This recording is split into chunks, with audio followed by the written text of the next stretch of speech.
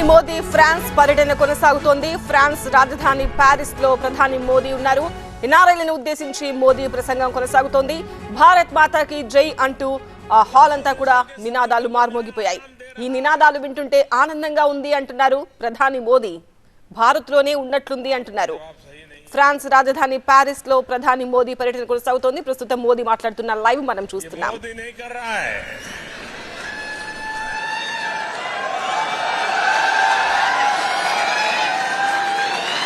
ये सब आप लोग कर रहे हैं।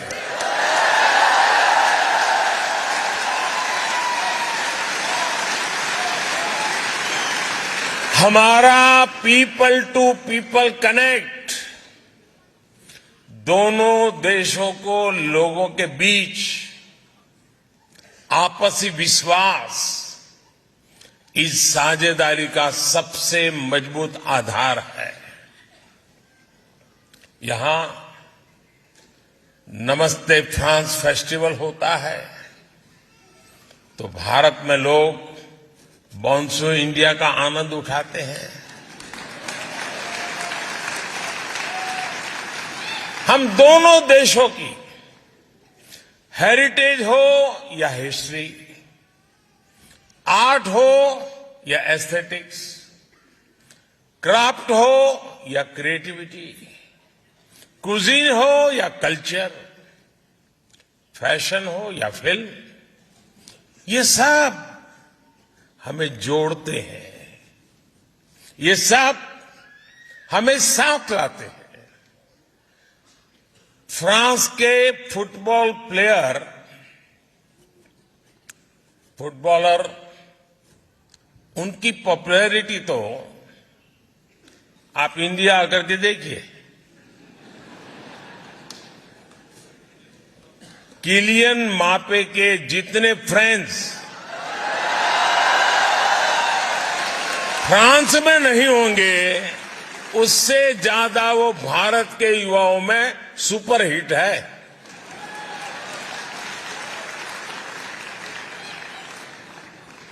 साथियों, मेरा खुद का व्यक्तिगत रूप से फ्रांस के प्रति लगाव बहुत पुराना रहा है और मैं उसे कभी भूल नहीं सकता। करीब 40 साल पहले गुजरात में अहमदाबाद में फ्रांस के एक कल्चरल सेंटर अलायंस फ्रांसे की शुरुआत हुई थी और भारत में फ्रांस के उस कल्चरल सेंटर का पहला मेंबर आज आपसे बात कर रहा है।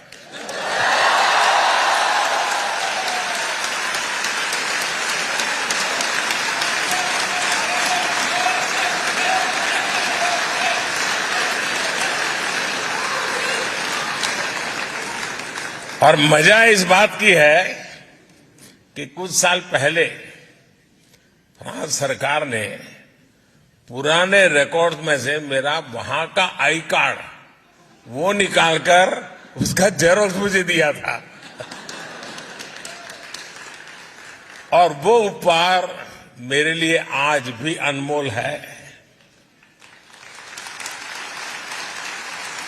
साथियों, भारत और फ्रांस के ऐतिहासिक रिश्तों पर कहने के लिए मेरे पास इतना कुछ है, बहुत लंबा समय निकल जाएगा।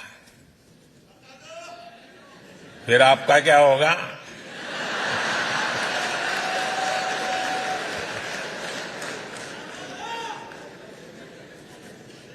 मैं जब 2015 में फ्रांस आया था, नौ शपेल गया था, तब मैंने वहां प्रथम विश्व युद्ध में शहीद हुए हजारों भारतीय सैनिकों को श्रद्धांजलि दी थी।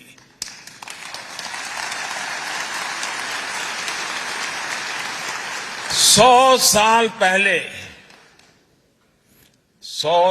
पहले ये भारतीय सैनिक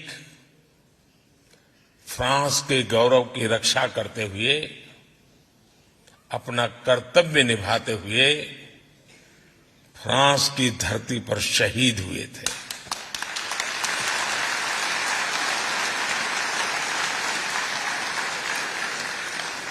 तब ये बड़ी इमोशनल पल है दोस्तों, तब जिन रेजिमेंट से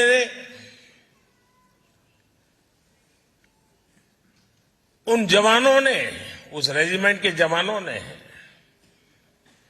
यहां युद्ध में हिस्सा लिया, उन्हीं में से एक पंजाब रेजिमेंट कल यहां नेशनल डे परेड में हिस्सा लेने जा रहे हैं।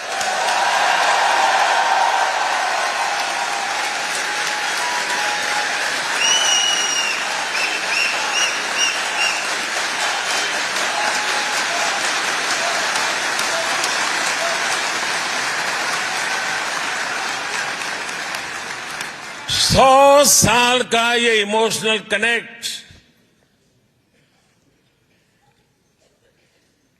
सर्वोच्च बलिदान देने की परंपरा किसी की भलाई के लिए, ये कितनी बड़ी प्रेरणा है दोस्तों। कौन हिंदुस्तानी होगा जिसको इस बात का गर्व न हो।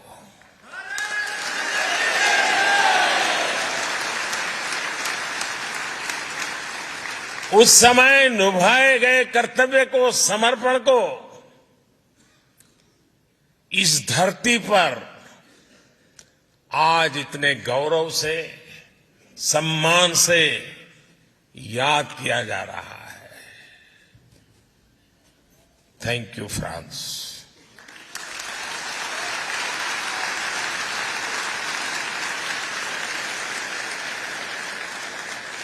मुझे विश्वास है आज आप भारत फ्रांस के संबंधों को मजबूत बनाने के लिए जो कुछ कर रहे हैं, उस योगदान को मैं आपको बता रहा हूं, आपके लिए कह रहा हूं। आज आप जो कर रहे हैं उस कर्तव्य भाव को इतिहास में स्वर्ण अक्षरों में लिखा जाएगा।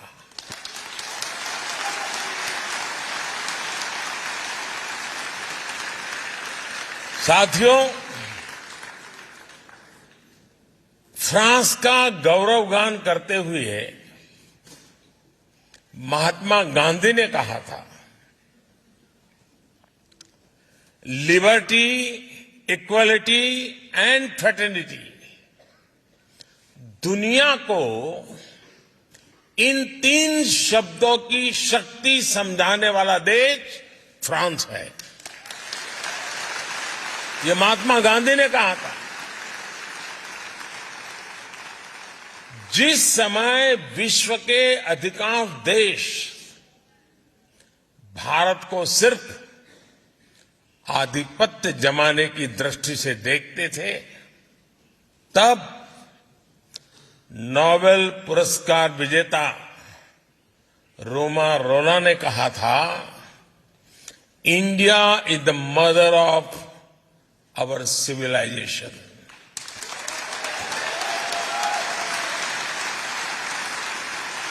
भारत का हजारों वर्ष पुराना इतिहास, भारत का अनुभव विश्व कल्याण के लिए भारत के प्रयासों का दायरा बहुत बड़ा है। भारत मदर ऑफ डेमोक्रेसी है और भारत मॉडल ऑफ डायवर्सिटी भी है। ये हमारी बहुत बड़ी शक्ति है, बहुत बड़ी ताकत है। मैं आपको एक उदाहरण देता हूं, एक एग्जाम्पल देना चाहता हूं। साथियों, हमारे यहां कहावत है कि कोस कोस पर बदले पानी, 4 कोस पर वाणी। यानी हर कुछ दूरी पर भारत में पानी का स्वाद बदल जाता है, और वाणी यानी लैंग्वेज भी बदल जाती है। भारत में 100 से ज्यादा भाषाएं हैं, 1000 से ज्यादा बोलियां हैं। इन 100 से ज्यादा भाषाओं में हर रोज 32,000 अलग अलग न्यूज़पेपर छपा करते हैं।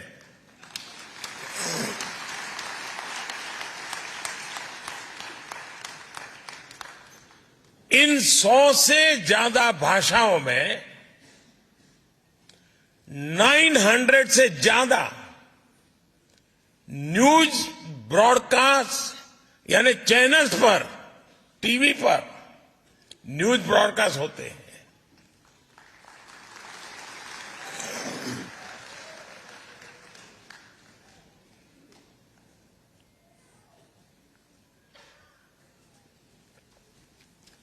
इन 100 से ज्यादा भाषाओं में करीब करीब 400 रेडियो चैनल्स ब्रॉडकास्ट होते हैं।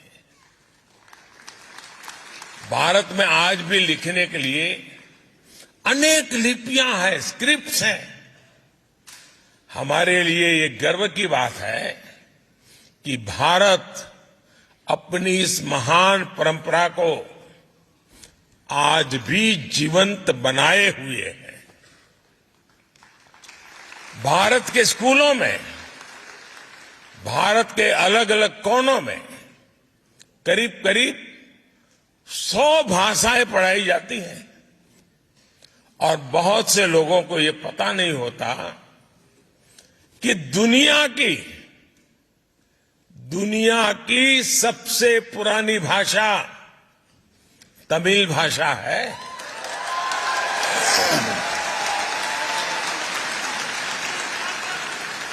और इससे बड़ा गर्व क्या हो सकता है कि दुनिया की सबसे पुरानी तमिल भाषा भारत की भाषा है, हम भारतीयों की भाषा है।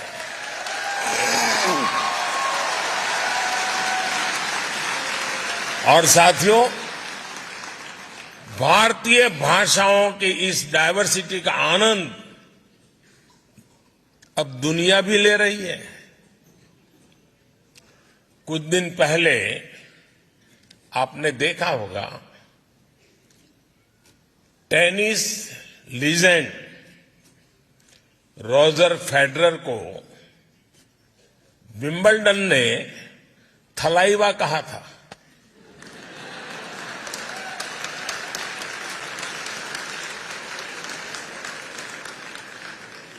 यही डायवर्सिटी हमारे लोकतंत्र की सबसे बड़ी ताकत है। आज इसी ताकत के दम पर हर भारतीय अपने सपने पूरे कर रहा है, देश और दुनिया को आगे बढ़ा रहा है। आज कौन ये सुनकर गर्व से नहीं भर जाएगा कि भारत 10 साल में दुनिया की 10वीं से 5वीं बड़ी इकोनॉमी बन गया।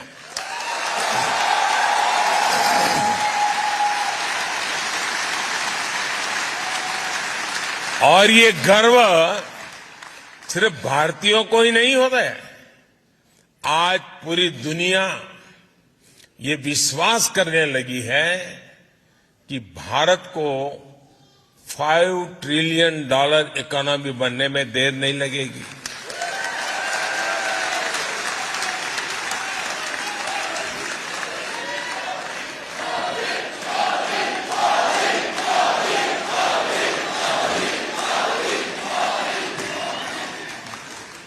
आपने हाल में आई यूएन की एक रिपोर्ट भी जरूर देखी होगी। उस रिपोर्ट में यूएन कहता है सिर्फ 10-15 साल के भीतर ही भारत ने 415 मिलियन यानी लगभग 42 करोड़ देशवासियों को 42 करोड़ देशवासियों को गरीबी रेखा से बाहर निकाला है।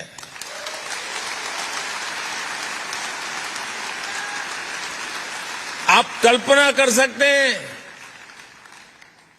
415 मिलियन 415 मिलियन यानी ये पूरे यूरोप की पॉपुलेशन से भी ज्यादा है।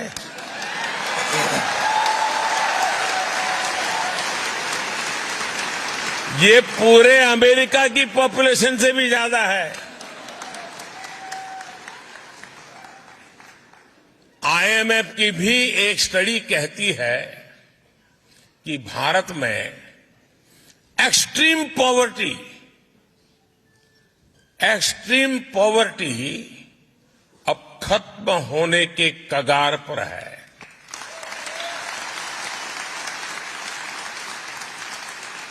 भारत जब इतना बड़ा काम करता है तो इसका फायदा सिर्फ हमें ही नहीं, सिर्फ भारत को ही फायदा होता ऐसा नहीं, लेकिन पूरी मानवता को लाभ होता है। भारत के आगे बढ़ने से दुनिया के डेवलपमेंट पैरामीटर्स बदलते हैं,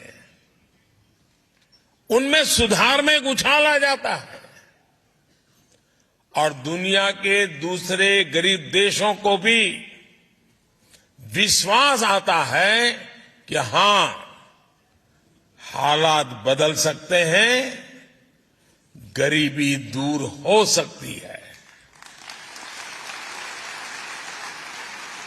साथियों, फ्रांस की ये धरती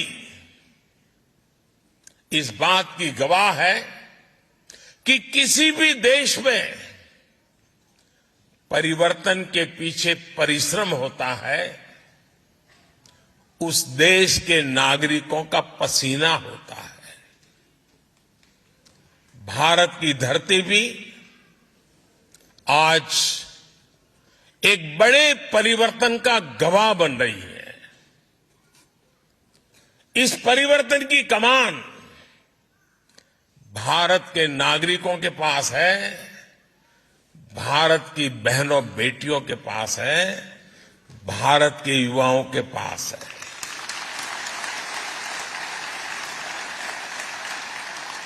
आज पूरा विश्व भारत के प्रति नई उम्मीद, नई आशा से भरा हुआ है। ये आशा, ये उम्मीद ठोस नतीजों में बदल रही है और इसकी एक महत्वपूर्ण ताकत है भारत का ह्यूमन रिसोर्स। ये ह्यूमन रिसोर्स संकल्पों से भरा हुआ है, साहस करने की वृत्ति वाला है। ये भारत की डेमोक्रेटिक वैल्यूज के साथ मानवता के कल्याण के लिए मजबूती से कदम आगे बढ़ा रहा है। साथियों, आज का भारत अपनी वर्तमान चुनौतियों, दशकों से चली आ रही समस्याओं, उनका स्थायी समाधान कर रहा है। भारत ठान के बैठा है कि ना कोई अपॉर्चुनिटी गंवाएंगे और ना ही एक पल का समय गंवाएंगे।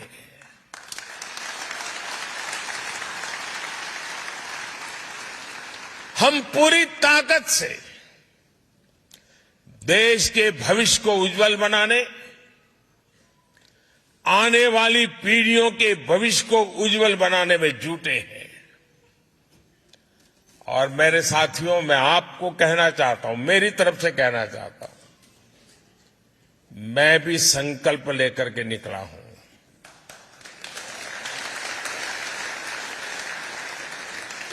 शरीर का कण कण और समय का पल पल सिर्फ और सिर्फ आप लोगों के लिए है, देशवासियों के लिए।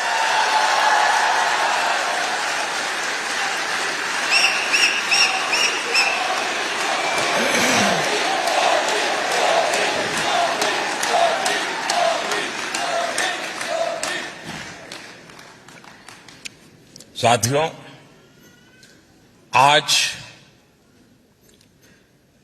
टेक्नोलॉजी के प्रभाव को हम पल पल महसूस करते हैं। दुनिया टेक्नोलॉजी ड्रिवन है। आज भारत के 25,000 से अधिक स्कूलों में 80 लाख से ज्यादा बच्चे अटल टिंकरिंग लैब्स में इनोवेशन की एबीसीडी सीख रहे हैं। हमने 21वीं सदी की आधुनिक जरूरतों को देखते हुए नई नेशनल एजुकेशन पॉलिसी लागू की है। आज का भारत विमेन लेड डेवलपमेंट को आधार बनाकर आगे चल रहा है। और ऐसा नहीं है कि भारत में सिर्फ एक ट्राइबल विमेन, एक आदिवासी महिला भारत का प्रेसिडेंट के रूप में हम सबका मार्गदर्शन कर रही है। हमारा नेतृत्व कर रही है। आज भारत में लड़कियां भी हर सेक्टर में लीडरशिप की भूमिका में दिख रही है। हायर एजुकेशन में गर्ल्स एनरोलमेंट लगातार बढ़ रहा है और मुझे खुशी है कि यहां नेशनल डे परेड में हिस्सा लेने आए दस्ते में कई विमेन ऑफिसर्स हैं, विमेन पायलट शामिल है।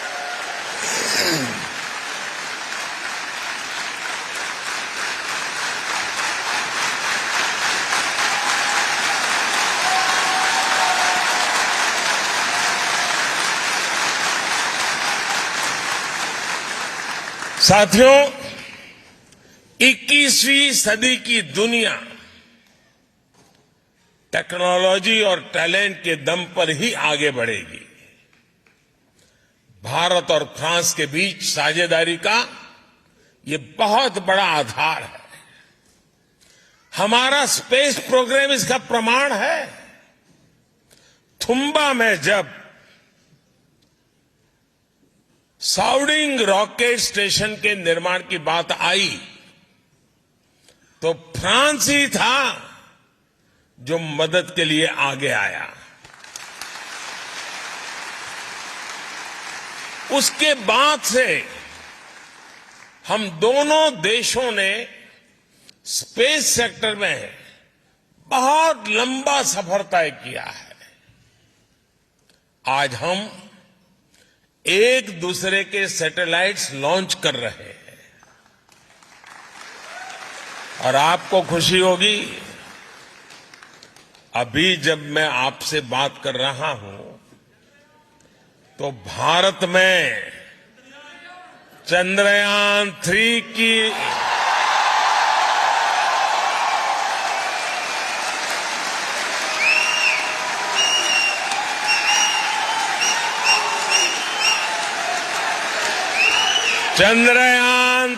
की लॉन्चिंग के लिए रिवर्स काउंटिंग की गूंज सुनाई दे रही है। कुछ ही घंटों बाद भारत के श्रीहरिकोटा से ये ऐतिहासिक लॉन्च होने जा रहा है। साथियों, स्पेस की तरह ही ऐसे अनेक सेक्टर्स हैं जिसमें भारत और फ्रांस की पार्टनरशिप दुनिया को नई दिशा देने में मदद कर सकती है। इंटरनेशनल सोलर अलायंस दुनिया को बहुत कुछ देने का सामर्थ्य रखता है।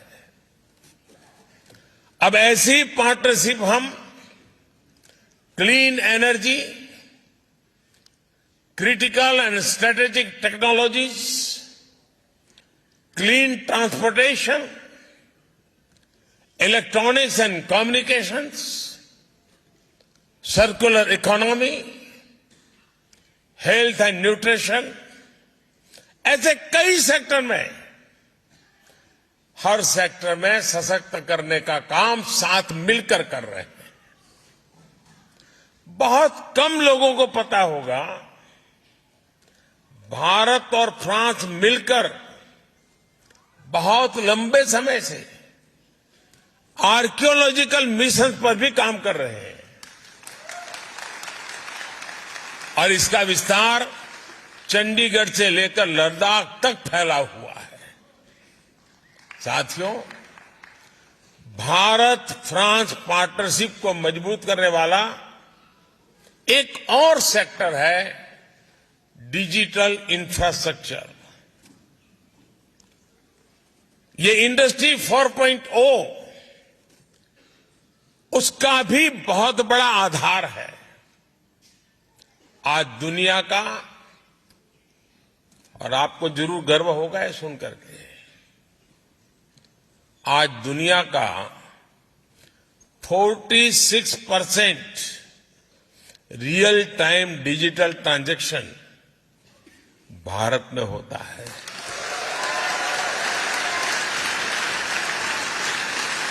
और मैं आपको भी चुनौती देता हूं कि अगली बार आप भारत में आए तो जेब में एक भी पैसा लिए बिना निकलिए घर से। खाली जेब, सिर्फ मोबाइल फोन पर यूपीआई ऐप को डाउनलोड करके रख लीजिए। आप पूरा हिंदुस्तान घूम करके आएंगे, एक नए पैसे कैश की जरूरत के बिना आप अपना गुजारा कर सकते हैं।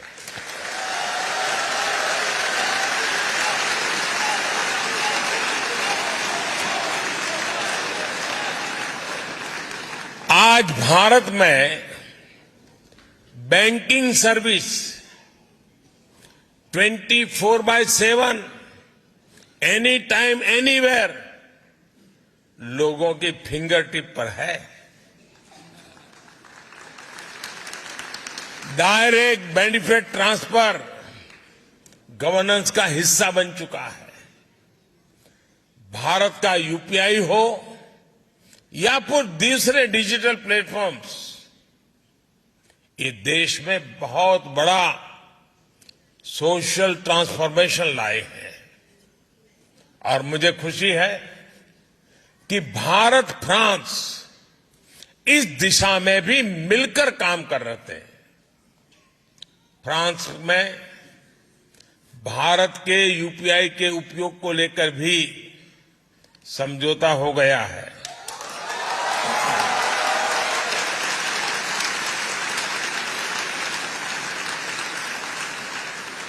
अब मैं तो समझौता करके चला जाऊंगा, आगे बढ़ाने का काम आपका है।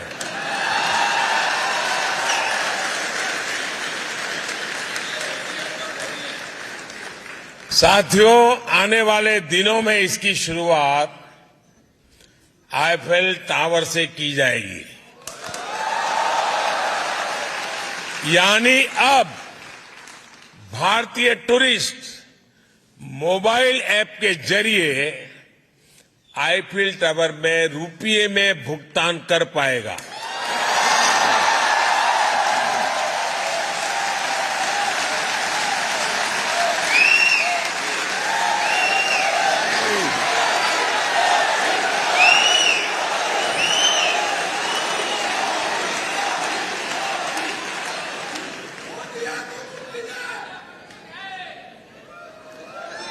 हाँ, मोदी है तो मुमकिन है, लेकिन आपकी आवाज ठीक नहीं कर सकता है।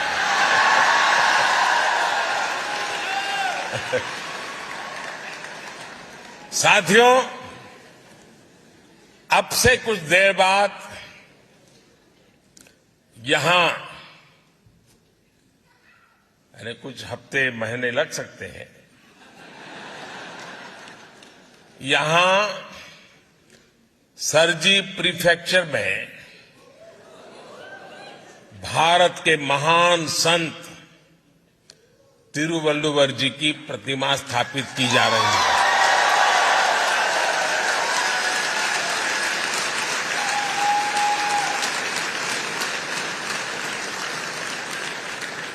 और संत तिरुवल्लुवर जी ने कहा था,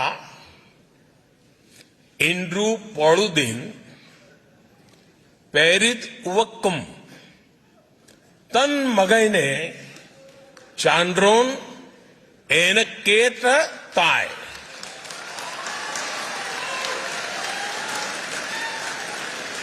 तमिल भाषी वाले मित्र तो समझ गए, लेकिन औरों को बताता हूं, इसका अर्थ बहुत ही मार्मिक है। और तिरुवल्लुवर जी ने सदियों पहले ये ज्ञान हमें दिया है। इसका मतलब है, जब एक मां अपनी संतान की प्रशंसा एक विद्वान के रूप में सुनती है, तो मां को इतना आनंद होता है, मां इतनी खुश होती है जितना उसके जन्म के समय भी नहीं हुई थी। यानी संतान के जन्म पर जितनी खुशी हुई, उससे ज्यादा खुशी जनता की अपने संतान की सफलता पर होती है। मां के लिए कहा है। और इसलिए जब आप विदेश में नाम कमाते हैं,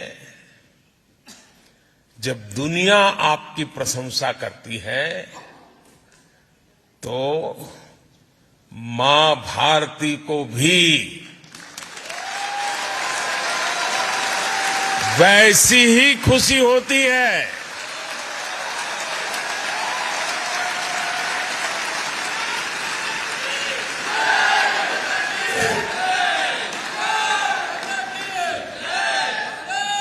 विदेशी धरती पर मां भारती को अपने हृदय में रखने वाली मां भारती के हर संतान को मैं भारत का ब्रांड एम्बेसडर मानता हूं। आप भारत के राष्ट्रदूत हैं। मैं जानता हूं कि भारतीय कहीं भी रहे,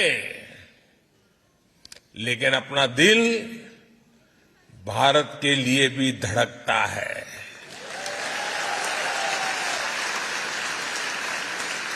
मैं अभी स्पेस की चर्चा कर रहा था और चिल्ला रहे थे आप लोग, चंद्रयान चंद्रयान चंद्रयान। मतलब आप है यहां, लेकिन दिल आपका चंद्रयान में लगा हुआ है।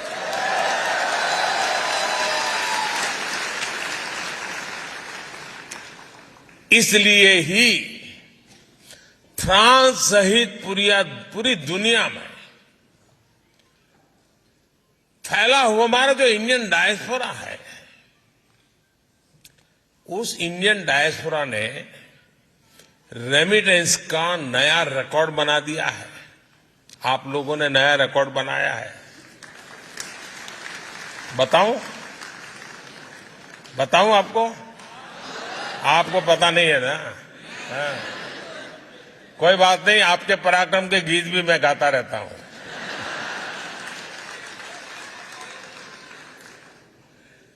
भारत दुनिया का पहला देश है जहां विदेश में रहने वाले भारतीय डायस्पोरा के माध्यम से एनुअल रेमिटेंस $100 बिलियन को पार कर चुकी है।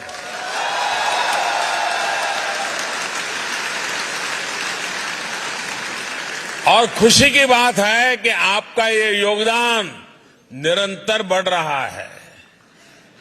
लेकिन मेरा आपसे एक और आग्रह है। मैं आपसे आग्रह तो कर सकता हूं ना?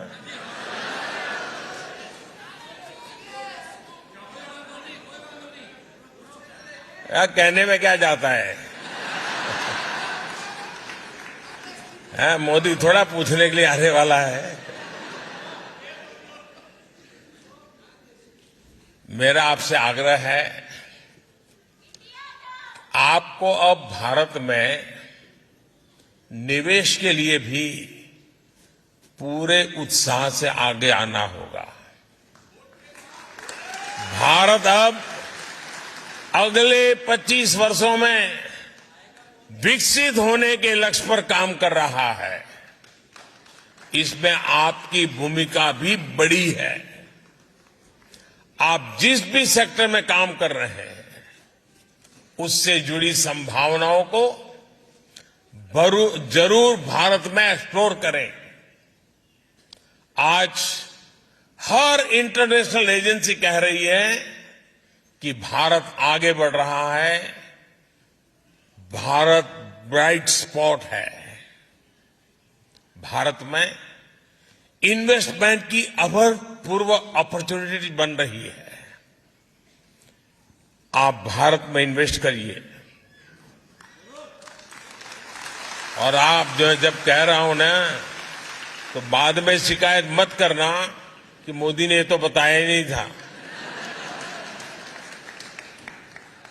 अभी अवसर है, और मैंने तो लाल किले से कहा था, यही समय है, सही समय है।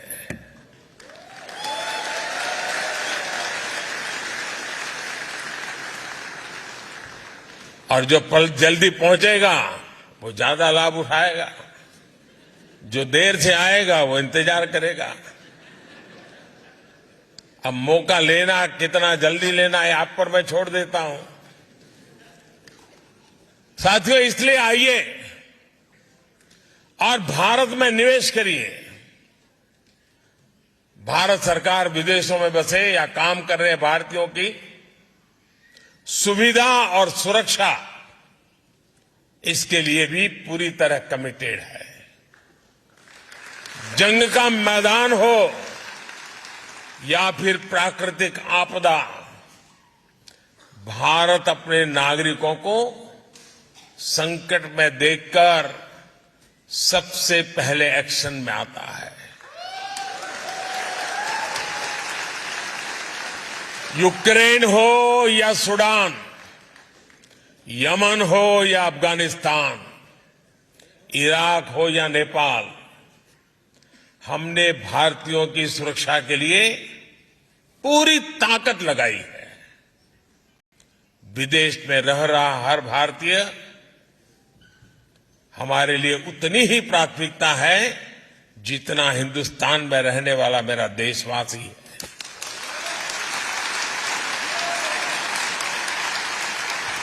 कुछ वर्ष पहले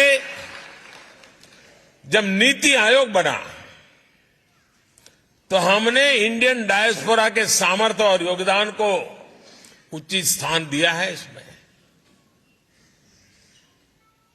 मुझे कहते हुए खुशी है कि रीयूनियन आइलैंड में ओसीआई कार्ड को लेकर जो दिक्कतें थी, अब वो दूर हो गई है। अब वहां ओसीआई कार्ड इश्यू होने लग गए हैं।